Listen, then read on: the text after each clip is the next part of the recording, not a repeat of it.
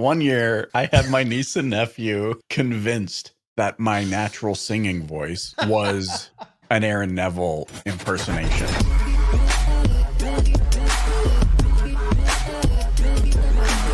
This is Auto Collabs.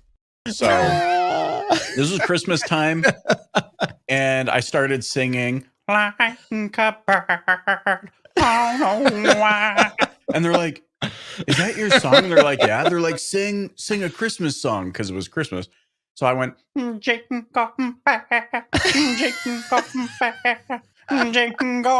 all the way." That's perfect. It's amazing. The next day they come for, so this is Christmas Eve. The next day they drive back to our house for Christmas, and an Aaron Neville Christmas song is on the radio, and they are ecstatic to call me and say, Uncle Mike, you are famous. We heard you on the radio. Oh, they really thought it was you. They really thought Dude, it was only me. You could pull a joke off like that. My nephew was probably 10 at the time. We didn't reveal the truth to him until he was like 17. Oh my gosh. It's like the age they told you Santa Claus stage was name too. He was still believing Santa Claus too. Yeah. Right? Yeah. Like, and we thought you were white. Right. Then they saw a picture of Aaron Neville. That leads into a confession about today's guest, because you're really hitting at this today, boy. I felt I felt bad deceiving them, and I felt like I was deceiving everyone at ASOTU year-end extravaganza because I wasn't quite sure if I was pronouncing our guest's name properly. You had me so well in and Kyle's so studio doing the intros, and my biggest fear is getting somebody's name wrong. You just told me we nailed it, so that's a huge relief off of my shoulders. Of course, we're talking about none other than Santosh Viswanathan, the coolest name beautiful I've heard in a while. We're going to be chatting with him today. You guys have gotten to know him a little bit better over the past few weeks. What are you looking forward to in this conversation with Santosh? He's got a really balanced way and balanced approach. And we saw this at Year-End Extravaganza and in some conversations we had with him after the event at dinner. And then in between, he's got a really balanced approach to saying, when we're talking about progress and moving forward and legislation and what's best interest of consumers and the best interest of dealers, it takes a special person, I think, to balance all those out and communicate well on behalf of all parties involved. And so I just really appreciate his posture in that direction. And, I know in the interview, we're going to talk a little bit more about that. So there's just a measure, I think measured. I would come up with the word measured. He seems to be one of the most measured people that I've met in the auto industry. Yeah. Well, hey, listen, we hope that you enjoy this conversation that we got to have with a new friend and dealer, Santosh Viswanathan. Santosh, thank you so much for spending a few minutes with us. This is really the first time we're getting to sit down and have like a more quiet conversation. That's right. Good to have you here. Thank you. Thank you for having me. So you are have a really unique position in not only the auto industry, but also in the state of Delaware, and the fact that you write legislation on behalf of the people. Meanwhile, you're also a dealer. So you kind of are in this place where you're balancing two worlds. Can you tell us a little bit, how did you even get in this position? So I'm actually a Delaware dealer, plus I'm also the legislative chairman for the Delaware Auto Dealers Association. In that role, what we do is we weigh in with the state government, the legislature, to come up with what I call reasonable, sensible regulations that positively affect the Delaware buying public when it comes to automobiles. So some of the things that we do is when it comes to raising fees, for example, at the motor vehicle department, it affects the affordability of vehicles to our consumers in Delaware. So we kind of weigh in, we kind of give them our feedback on how there could be another way to generate the state revenues without actually increasing the cost to the buying public. So that's just one example. Mm-hmm. The other example is we come up with legislation in working with the manufacturers when it comes up to anything involving transportation. And that could be conversations on warranty, reimbursement. It could be conversations regarding franchise laws. It could be anything transportation related we weigh in because in the end, we're big employers in the state, and and we generate quite a bit of revenues for the state in terms of um, the Delaware dock fees that is Yeah. Oh, of generated for. course. Yeah, I mean, so the state, we're a big stakeholder when it comes to transportation within the state of Delaware, and people like me, in a larger picture, do this on a state level in every state in the U.S. And so we of course we have an overarching um, goal, which is to make sure that vehicles continue to remain affordable.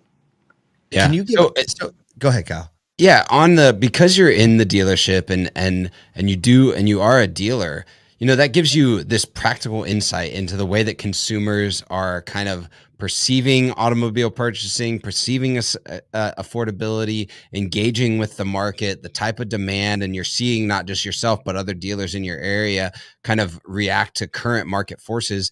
What are some of the things that you're seeing right now that in consumer behavior at like at least a city or regional level that are kind of impacting the way that you're starting to advise at the state level? So one of the things that is in front and center of us right now is the launch and the rollout of electric vehicles, which is a big deal. Similar to what we used to have when we migrated from gasolines to hybrid engines. The state reached out to us and we came up with the program, and this goes back a few years, in coming up with the rebate program that increased adoption of hybrid vehicles and alternative energy vehicles. So one of the things that the state of Delaware did very well is the state of Delaware came up with its own rebate in addition to the federal incentives that helped the Delawarean, the Delaware resident, to get an additional incentive when they bought a hybrid or electric vehicle, which really helped a lot because it affected the monthly payments for the Delaware consumer when they bought a vehicle. Now, it's not available for a Maryland resident if they come to buy a vehicle in Delaware. This is only for Delaware residents. So that's something that we worked in concert with the state to come up with a program that increases adoption for hybrids and electrics in the state of Delaware. So that's just one example. The other thing that we have in front of us right now is the state of Delaware, in conjunction with the Department of Natural Resources, is coming up with rules and regulations for a greater adoption of zero-emission vehicles. So we're actively engaged in that conversation right now, which is a pretty big deal for Delaware. So, like one of the reasons we're having this conversation and kind of what spurred this, we met in Nashville for the first time, and really started talking about some of these issues that, everybody of EV adoption, right? And how legislation could quickly either go help the consumer or hurt the consumer in their general daily life, because there's a lot of kind of like pop culture momentum behind EVs right now. And there's frankly, there's like a lot of political points that could be earned by appearing that you're in favor of something that people might be in favor of, but when it all comes down to it, might actually hurt their daily life.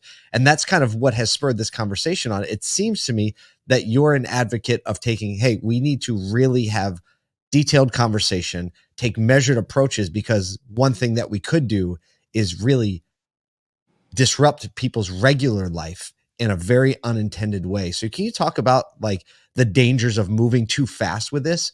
Like what is it that you're kind of like throwing up the red flag about? There's always danger when you come up with the rules and regulations to increase adoption of certain technologies. I think the best way for market adoption for any new technology should be market driven. Let the people decide which technology they like more, and then eventually you'll start to see the buying public using their wallets to let us know which type of vehicles they like, which type of technologies they like. So for example, I'm going to go back a few years when the migration started from gas to hybrids. The first few vehicles that came out in hybrids were not exactly desirable. But when they went into... Kyle's like, that's a very nice way to put That's that. a very nice way of putting that. Not exactly desirable. They were terrible. They look different. They look kind of weird. But then the market let the manufacturers know how best to create hybrids that sell. And then, of course, once incentives came in, once we started to see the demand pick up, we started stocking more hybrids. The manufacturers decided, hey, we need to make them beautiful, give them some great sex appeal, and then guess what happened? People started buying them up. Like for example, we have a Ford dealership. The Ford Fusion hybrids and Ford Fusion electrics, we couldn't keep them on the lot because they were very popular vehicles, and that's where the market drives the buying habits, which is when people like us, the dealer and the dealer body as a whole, start to stock more. And that is the philosophy that I'm trying to um, I'm trying to emphasize here, that let the market decide. Let the rules and regulations not be put in place in such a way that we're forcing the market in one way, and then guess what? The people can't afford it. If you the When the market decides, the affordability will start to come in play via incentives, via lower monthly payments, whatever the case may be. But the market is never wrong. Yeah, That's a great it's point. an interesting way of looking. It's not an interesting way of looking at it. We see this in other markets, right? There was a lot of people talk about like iPhone adoption and smartphone adoption, and the way that like if you would have put any legislator around like the way that a consumer would need to buy that type of good, maybe we would have been all still on Blackberries, right? Because that was what everyone kind of perceived as the way to go. I know that's like a much different purchasing power, and an element in the market, but it's very clear to me that a market will consistently run to the thing that the general market wants to be a part of. And the one of the things that we were talking about before this call is that the segments of the market within buying power for vehicles are much different in the way that they engage with those cars on a regular everyday basis, including where they even park their car and how that affects their ability to buy a certain type of vehicle. Can you talk a little bit about like how you're seeing that and how you're seeing like Delaware as compared to a major metro or the places that you're at, and how consumers are interacting with their vehicle on a day-to-day, including the way they're parking them and how that impacts purchasing decisions? So I'm going to go back to your comment on BlackBerry to iPhone. When we moved from BlackBerry to iPhone, the reason it was popular is not only was the iPhone at the cusp of some really good cutting edge technology that the people embraced, the monthly payments were very affordable that were subsidized by the carriers. Okay, so if you came up with an iPhone and you threw a monthly payment out that people could not afford, it probably would not have taken off as well. But guess what happened? You have a great product that people love and desire at a monthly at a monthly payment that people can afford. See, that was the secret sauce, right? And we go back to the same thing in the automobiles. Right now, the state of Delaware is talking about following California rules and regulations by making ICE vehicles, which is gasoline powered vehicles, they want to phase it out to the point that in 2035 we will not be able to sell gasoline vehicles in Delaware. What if there is, like the market that we're going through right now, there's a war? What if there's a short supply of components that goes into the battery that is affected by some disruption in pandemic or war or any natural disaster? What are we going to do?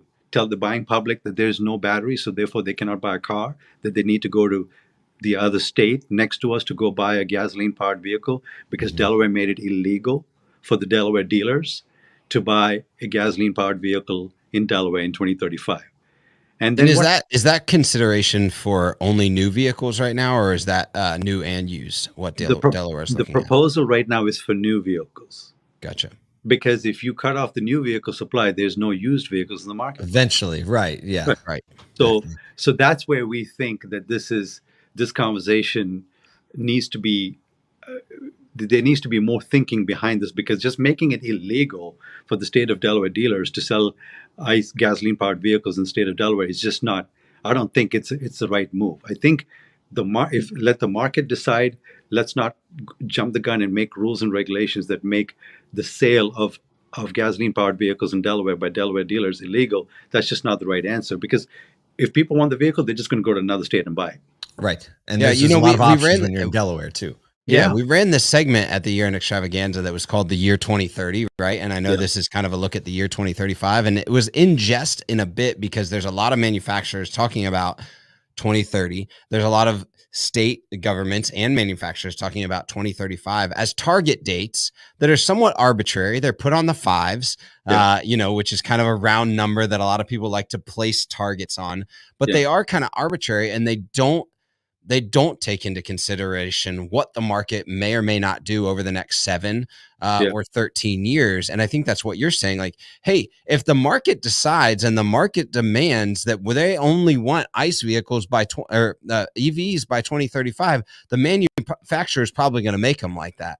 But if they're not demanding that, if they're not shifting their buying behavior enough, then most likely that'll be pushed out, right? Like you're saying, hey, there may be a situation by 2030, the manufacturers are just forced by way of what people are asking for in the market to only, to move to 90 or 100%. And if that's what the market says, let's go that way. But if the market says it needs to be 2040 or it's 2041 or 2050, let the market decide it. It's just at the market's time, whether that's faster or slower. So I'm going to give you a good example of California. California decided that they were going to be done with nuclear power plants. But just a couple of months ago, Governor Newsom said, oh, well, wait a minute. Extended the leases, right? Yeah, not so fast, because guess what? The conditions on the ground has changed since the legislators created something like this a few years ago. The conditions on the ground should dictate what's happening in the marketplace. If, for example, if all the manufacturers decided that they were going to only produce electric vehicles and they only push out electric vehicles, what would be the need for the state of Delaware to say it's going to be illegal to sell gas vehicles? Right. None. There are no gas vehicles. So why would you even say that it's going to be illegal? There's no need for such a law. Yeah. There's no need for such a rule. And by putting such a conversation into the hands of Department of Natural Resources, I think the state is bypassing the legislature, who are pretty much elected by the people, in probably speaking to what the people might actually want. Because this is kind of bypassing the legislature as a whole by just putting it in the rules and regulations box, if you will.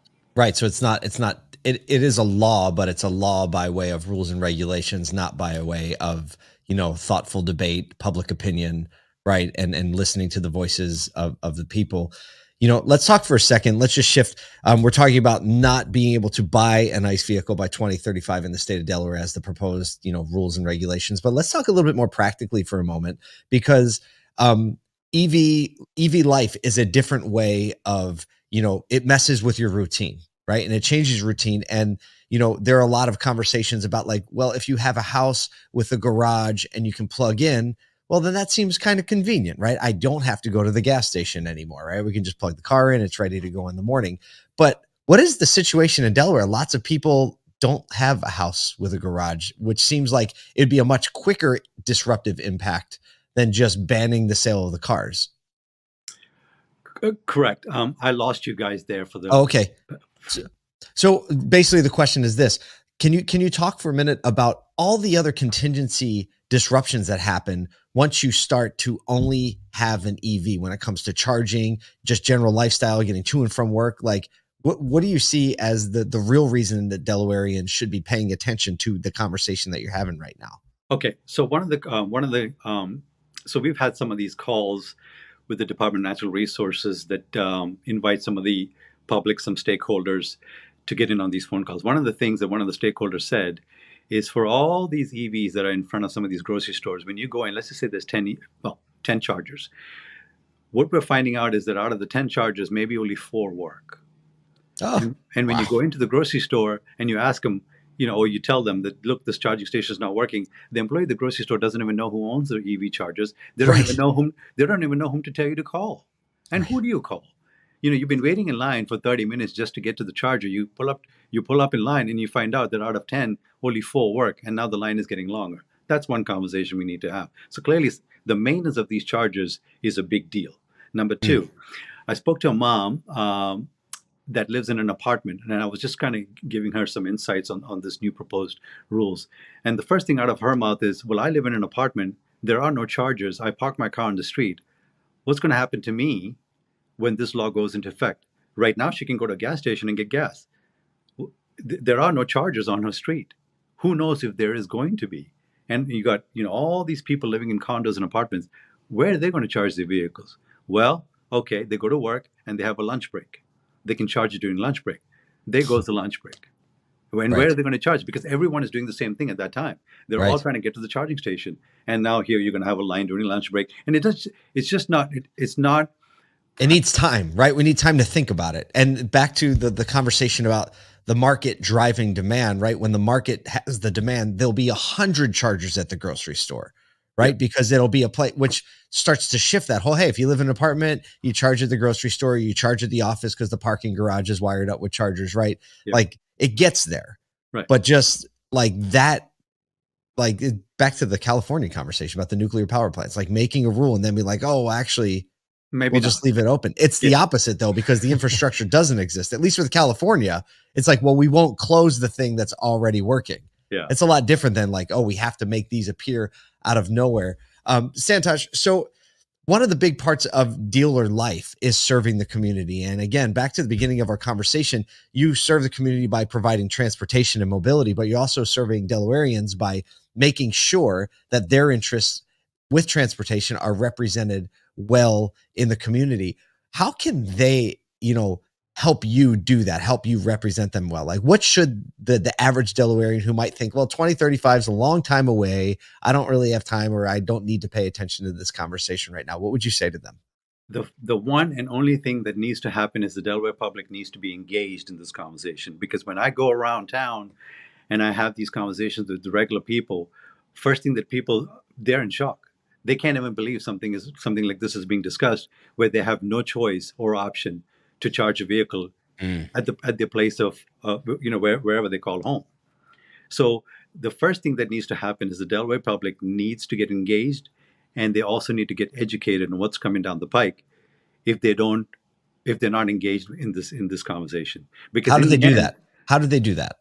Well, they have to. The one thing that we would want people to do is to let the Department of Natural Resources, which is DNREC in Delaware, know how they feel and how this will affect their lives if these rules really go into effect, and not let the market decide. The people need to voice their opinions by way of a phone call to the Department of Natural Resources, or to the state legislature, or to the state representatives, or to the state senators, so that everyone is listening and everyone is commenting on how they really feel about these rules and regulations. Because I can just tell you that 2035 comes around and we don't have enough chargers, and the cars are not being built, and they're only electrics, and the prices are sky high, where some of the new legislation that's come down from DC, for example, the Inflation Reduction Act, and some people refer to it as the IRA, it has taken away some of the incentives that would subsidize the monthly payment on some of these electrics. So the same electric that is today, since today is the last day of December, the same electric that has incentives today, in the first week of January, those incentives go away.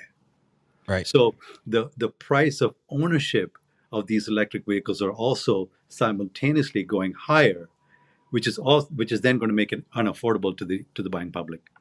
One more question. We only have a few minutes left, but that's to the consumer. What do you say to the other dealers and dealer associations around the country? Because you're kind of at the tip of the spear on this conversation. We haven't been hearing it a lot, but it's definitely going to start coming up more and more. What would you say to the dealers and dealer associations around the country, whom this conversation is going to be at their doorstep? So every dealer has a dealer association in their state. On a local level, every dealer needs to be deeply engaged with their Automobile Dealers Association, so that the conversation can happen and not be in a position of being reactive. So for example, when during COVID, when the states around us were shut down from doing business, for example, the state of Pennsylvania, the Delaware dealers could not stay open until after the governor decided that it was going to be shut down, is when they started to be reactive. Whereas in the state of Delaware, we sat down with the governor and we made a case for why we thought that the Delaware dealers need to stay open. So we were not reactive; we were proactive in engaging with the state government to come up with what I call reasonable solutions, as opposed to the states around us, where the governor just shut down the states and said, "Sorry, no more car sales." Those dealers Right. had a very tough going. Yep. Well, and I think what you've presented is, and I love that you said reasonable solutions. You're not saying absolutely no one way or the other. You're saying, hey, look, the consumer, the dealer, the legislative arm, all need to be on the same page, all need to be moving in the same direction. And there's good legislation, and there's things that will put things in motion to help move things along, especially in EV or in anything that has to do with mobility or dealers. But also, hey, let's pay attention to the market forces. Let's pay attention to the consumer, care for the consumer with both the way that we do business and the legislation to make sure the consumer can always drive the market and drive what we make and sell. So Santosh, it has been a pleasure hanging out with you today, learning from you and giving you the ability to kind of share with us and the ASOTU community and the broader consumer community at large what Delaware and other dealers are doing to make sure that consumers are cared for in the legislative arm, and appreciate the work that you do and for being on with us. I just want to add one thing. I think Yeah. all the dealers in the U.S. love electric vehicles. It is not that we have a distaste for it. We love them. We sell them. That's how we make our money. But we just feel like the rollout should not include anything that makes it illegal to sell gas engines. Yeah. That's a great point, and I think well stated at the end. I don't think anyone would disagree with you there. Thank you. One of the things that stands out to me about the kind of overarching narrative of this conversation with Santosh is the fact that, and Kyle, you were mentioning, this is pretty much what we think the foundation of what our industry believes as well, is you got to let the market decide what it wants. That's a fundamental business concept. There's so many business owners out there struggling right now because they're doing something that in their gut they think is just going to make them money, or maybe it's a quick win. And they rack their brains about, why isn't this succeeding? Why am I never getting ahead? And it's like, well, because maybe you forgot to ask your customers. Maybe you forgot to ask the people that are actually going to exchange their hard-earned dollars for whatever it is you're trying to sell. And certainly that seems to be the case with what Santosh is dealing with in his home state. What were some of the insights that stood out to the two of you from that conversation? Yeah, I think it's interesting that, like, anecdotally, but I don't think it's anecdotal, that when he talks to, or when other people in his position are talking to consumers, they're almost completely unaware that the political narrative is we have to move this way.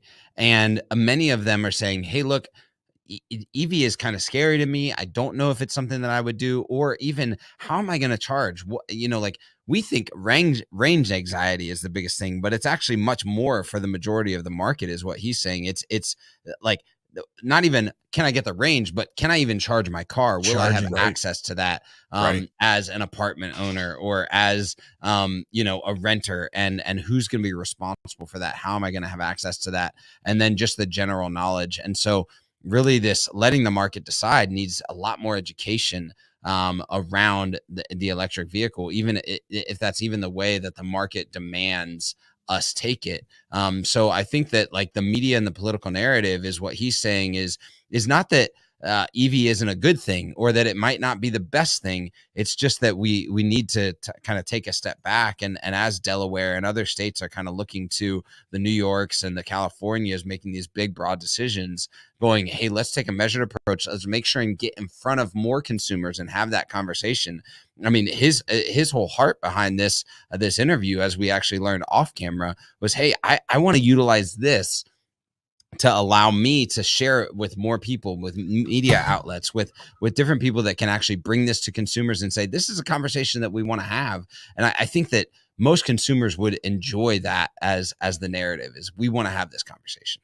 I don't think anybody, and speaking specifically of consumers, enjoys being the rag doll, being pulled between, political points and things that affect their daily, everyday life. And, when he said in the interview, he talked to one of his employees and they said, well, if this goes through, I'm screwed. And they talked about their situation and how it would really affect that negatively or be unsustainable. And so just the bridge, I think dealers have an opportunity here. The bridge between what's in the best interest of the consumer it's their opportunities to be an advocate for the consumer very openly and aggregating that consumer, sentiment and the consumer attention toward the political decisions that are being made, probably for political points more than a genuine belief in an EV future when you look at the length of term limits and things like that. So it's good to be a part of that. It's great to be a part of that conversation. And I am convinced that whatever consumers pay attention to enough, and whether that is products or it's politics, things tend to move in that direction. So thanks for joining us again. On behalf of Kyle Mountsier, the one and only Michael Cirillo, and myself, thanks for joining us on Auto Collabs. Thank you.